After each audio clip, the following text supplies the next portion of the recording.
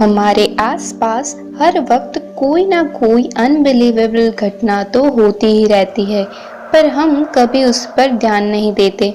जैसे कि बर्फ पानी में तैरता क्यों है, स्ट्रॉ में से हमारे मुंह तक पानी कैसे पहुंचता है, बल्ब प्रकाशित कैसे होता है और पानी भाप बनकर उड़ कैसे जाता है।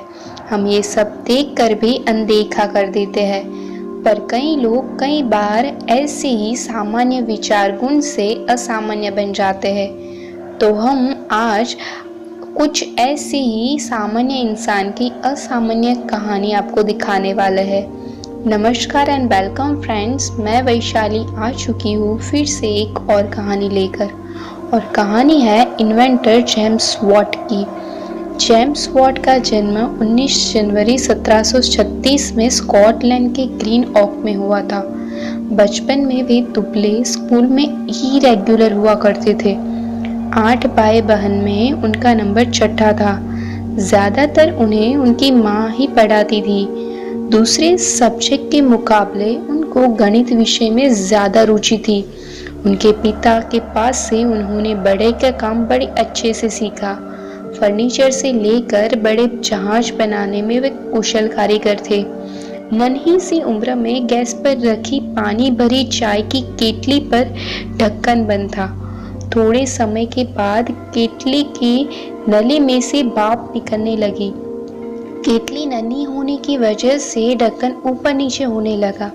उन्होंने केतली का ढक्कन बंद किया तो वो हवा में जोर से उड़ गई।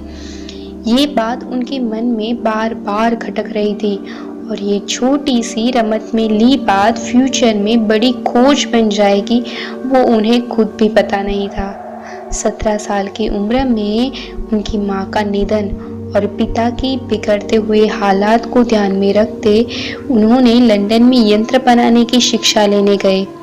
वहाँ से वापस आकर उन्होंने स्कॉटलैंड में मैथमेटिक्स इंस्ट्रूमेंट बनाने का काम करने लगे।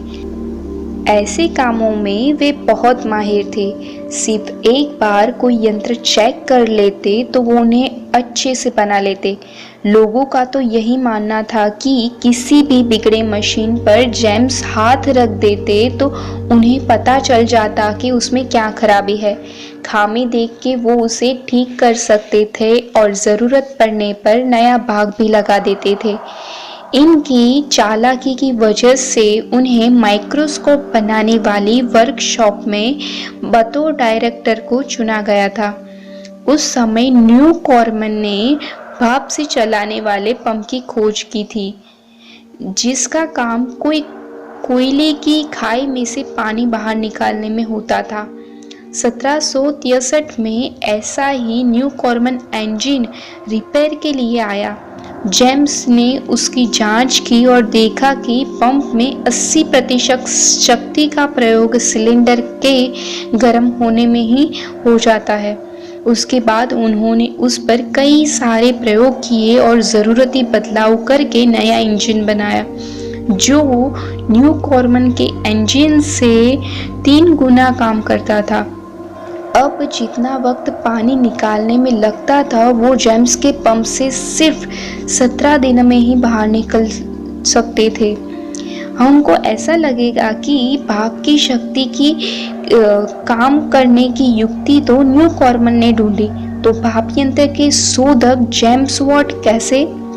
क्योंकि न्यू कॉर्मन की शोध तो खाली पंप चलाने का ही काम कर रही थी, परंतु जेम्स वॉट ने वो भाप से चक्र घुमाने का काम कर दिखाया, और चक्र की मदद से कई सारे मशीन बनने लगे।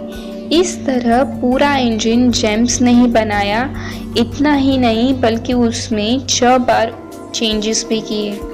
1764 में कजिन मार्गरेट मिलर से उनकी शादी हुई। उनके 2 बच्चे हुए। वे जब स्कॉटिश हाईलैंड में काम कर रहे थे तब उन्हें खबर मिली कि उनकी प्रेग्नेंट वाइफ बहुत बीमार है। खबर मिलते ही वे घर के लिए रवाना हुए, पर अनफॉर्चुनेटली उनकी पत्नी मर चुकी थी, पर उनका बच्चा जिंदा था। 1775 में उन्होंने एन मैक्रेग्रॉन से शादी कर ली। जेम्स वॉट ने बाप के इंजन्स पेटेंट तो पाए, पर उनके पास इतना धन नहीं था कि वे बड़े पैमाने पर उसको बना सके। अपने मित्रों की सहायता से उन्होंने ग्लासगो में इंजन बनाने की फैक्ट्री शुरू की, पर वहाँ अच्छे प्रकार के पिस्टन सिलेंडर व अन्य चीजें तैयार नहीं हो सकती थी। जेम्स के दोस्त बोल्ट ने उन्हें मदद की और उन्होंने साथ मिलकर बहिर्गाम में इंजन बनाना शुरू किया।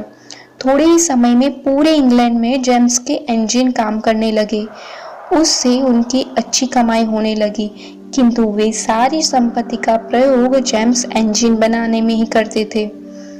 स्टीम इंजन ने औद्योगिक क्षेत्र में सबसे बड़ा साधन माना जाता था।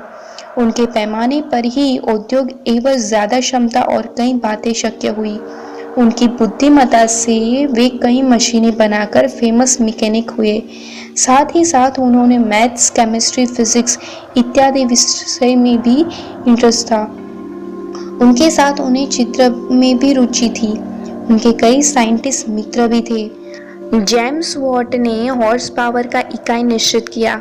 उन्होंने तय किया कि हर घोड़ा 1 मिनट में 33,000 पाउंड वजन 1 फुट ऊंचाई तक उठा सकता है, और ऐसे उन्होंने हॉर्स पावर का इकाई तय किया। ऐसे कई सारे छोटे मोटे मशीन भी उन्होंने ढूंढे। उन्होंने कॉपिंग मशीन का भी आविष्कार किया। उन्होंने अपना संपूर्ण जीवन इंजन बनाने के प्रयोग में ही लगाया। विद्युत पावर का इकाई वॉट भी उनके नाम पर से ही दिया गया था। 64 साल की उम्र में वे रिटायर हुए। 25 अगस्त 1819 में 83 साल की उम्र में हेल्थ फिट की वजह से उनका निधन हो गया। तो कैसा लगा जेम्स वॉट का संघर्षपूर्ण जीवन? कमेंट करके बताइएगा ज़रूर। मिलते हैं अगले एक और चेहरे के साथ। तब तक के लिए bye, take care and thank you for watching me.